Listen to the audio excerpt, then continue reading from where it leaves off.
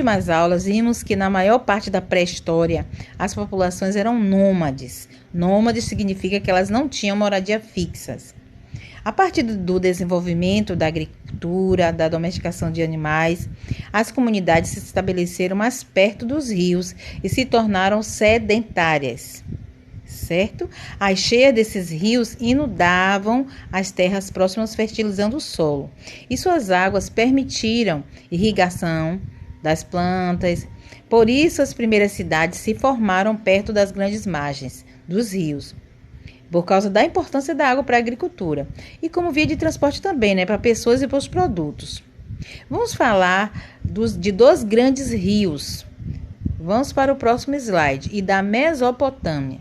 Prestem atenção nessa pergunta. Por que essa região é denominada crescente fértil? Nós vimos aqui uma figura pontilhada em forma de uma lua quarta crescente. Já vem respondendo a essa perguntinha de cima, certo? Essa forma de lua quarta crescente está apontando para essa região. Qual região eu estou falando? Mesopotâmia. Mesopotâmia significa terra entre rios. Que rio é esse que eu estou me referindo? Eu estou me referindo ao rio Tigre e também ao rio Eufrates. Rio Tigre aqui e rio Eufrates aqui. E a Mesopotâmia ficava aqui entre esses dois rios, certo? Aqui nessa região. Aqui é a Mesopotâmia. Tá? Nós queremos nos fixar nesses dois rios, porque nós vamos falar da Mesopotâmia. Vamos lá. Esses agrupamentos se transformaram em cidades, nessa região que eu estou falando, da Mesopotâmia. Depois eles se expandiram e formaram reinos e impérios. E esses impérios antigos se desenvolveram às margens desses rios e que dependiam totalmente das obras hidráulicas para a prática da agricultura. Ficaram também conhecidas como civilizações fluviais. A Mesopotâmia, como eu falei, é de origem grega, que significa terra entre rios. E nós temos referência com o rio que eu falei, Tigre e Eufrates. E hoje se localiza aquela região, né, onde tem aqueles combates, aquelas guerras do Iraque. Essa região daí do Golfo Pérsico, né, da Mesopotâmia. Que tem um clima quente também, quero falar algumas características. Clima quente, seco a maior parte do ano. A Mesopotâmia se desenvolveu terras férteis e acesso fácil ao território e atraíram várias populações de línguas e culturas diferentes por toda a Mesopotâmia. Formou-se também um grande número de cidades independentes, por isso que nós chamamos algumas delas de cidade-estado. Por que cidade-estado? Porque ela não tinha um governo próprio, era autônoma, ela não era assim um país, né? Ela era independente. Ela não dependia dos outros lugares, certo? E elas foram consideradas das mais antigas da história. Essas cidades frequentemente guerreavam pelo domínio de outra região. Assim, guerras e conquistas, invasões bem intensas, né? Com intercâmbio entre culturas, que marcava a história desses povos chamados de mesopotâmicos. Vamos falar de alguns desses povos. Aqui está o mapa. Preste atenção aqui, por favor. Vamos falar aqui, ó, desses povos aqui. Assírios. Vamos falar também dos babilônicos. Aqui, caldeus. Vamos falar dos sumérios, que está escondidinho aqui, certo? Vamos falar desses povos. Primeiro, vamos falar, os primeiros povos mesopotâmicos foram os sumérios.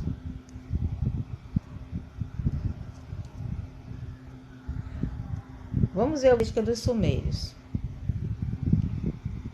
Os sumérios foram os primeiros povos a ocupar a Mesopotâmia.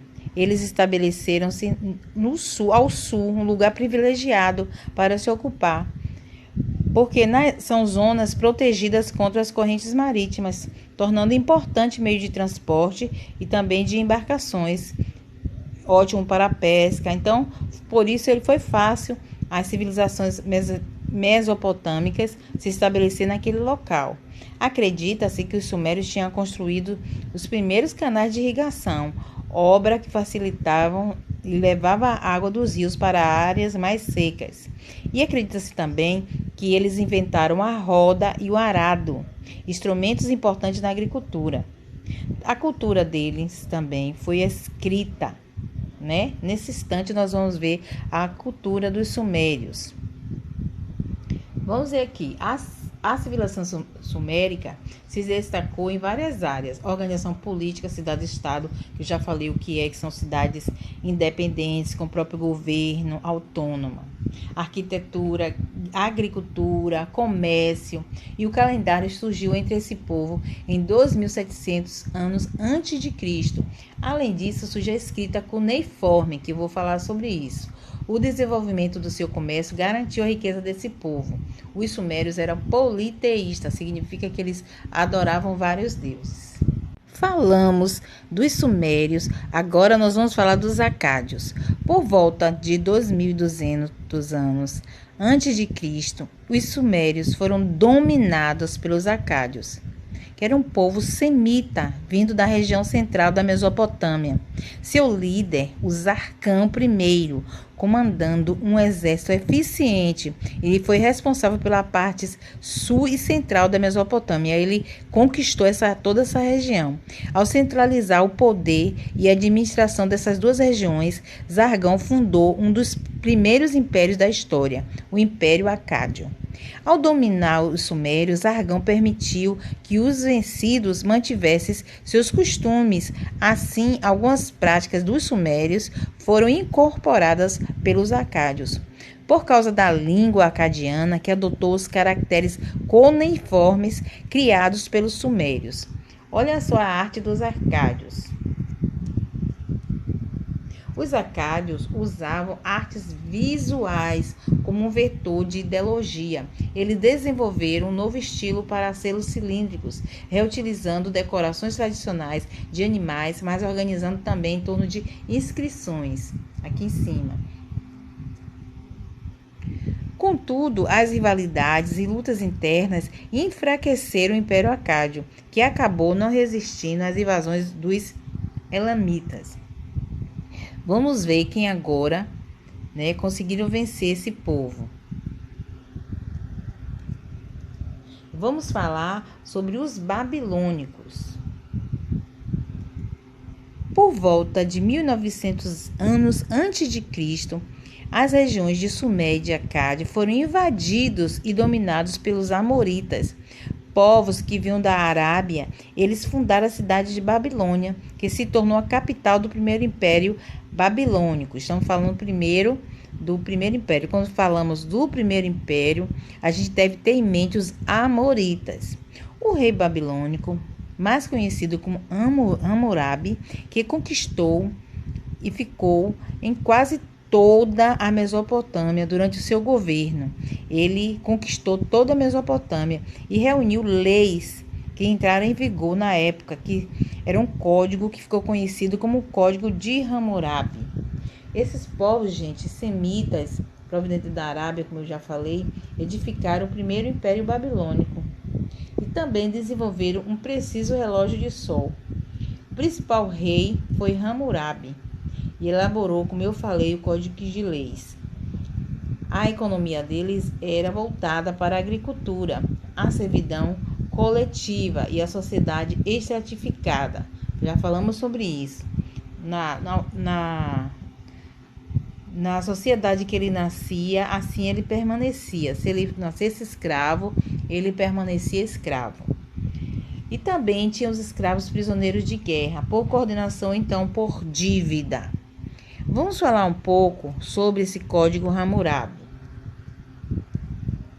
Código Hammurabi. Aqui está um fragmento do código, que significava esse código? Era um conjunto de leis registrado em escrita cuneiforme, considerado o primeiro código legal e escrito.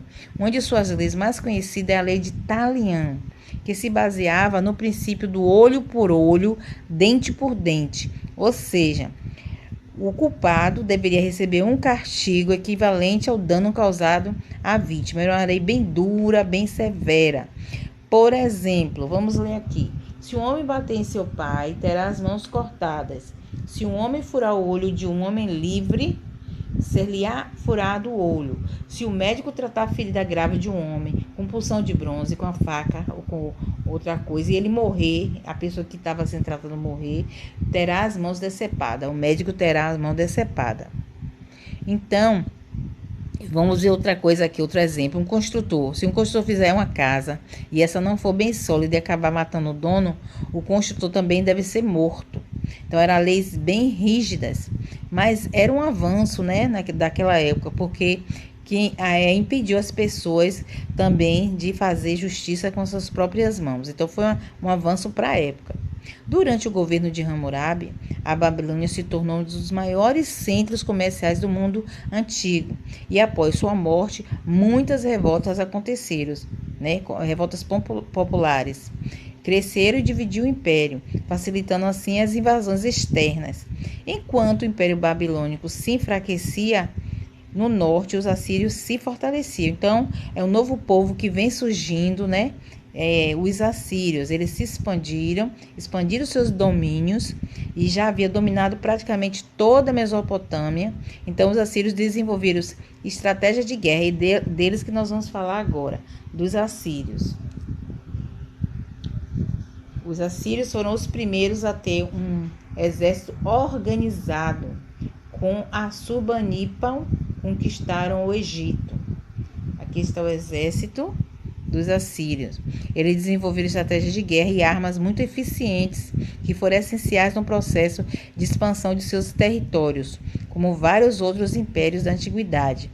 Os assírios reprimiram com grande violência os povos que resistiram aos seus domínios.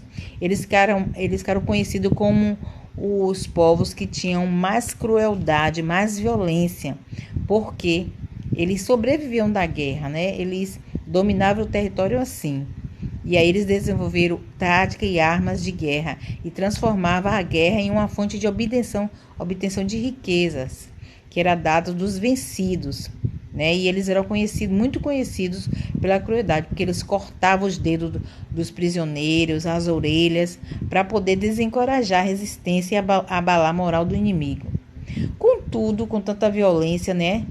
Mas por volta de 610 a.C., os assírios foram derrotados pelos povos chamados caldeus, que habitavam a região central da Mesopotâmia. Então, os assírios foram derrotados e entraram, né? Os caldeus. Eles estabeleceram na cidade de Babilônia, né? O segundo império babilônico. Então, quando a gente fala de segundo império, são os caldeus, certo? Quando a gente fala do primeiro império, são os amoritas. Nós estamos pensando agora, né, nos caldeus. Aqui está a reconstituição dos jardins suspensos da Babilônia. Vamos falar um pouco sobre ele. Foi durante o governo de Nabucodonosor, governante, que mandou construir muralhas, templos, portais, né, palácios que transformaram a Babilônia em uma das cidades mais ricas e mais belas da época, sobre o domínio de Nabucodonosor. Ele expandiu os impérios, contudo, após sua morte, o seu sucessor, ele não conseguiu manter a unidade, né, do segundo império. E aí houve a decadência desse império também. Os povos da Mesopotâmia se dedicaram à agricultura. Aqui está a ruína da Babilônia e a reconstituição do Jardim Suspenso, construído por Nabucodonosor. Aqui estão as ruínas, depois que Nabucodonosor morreu, né, o seu sucessor não conseguiu manter a unidade desse território. E aqui está uma pequena síntese, né, de cada povo, dos sumérios,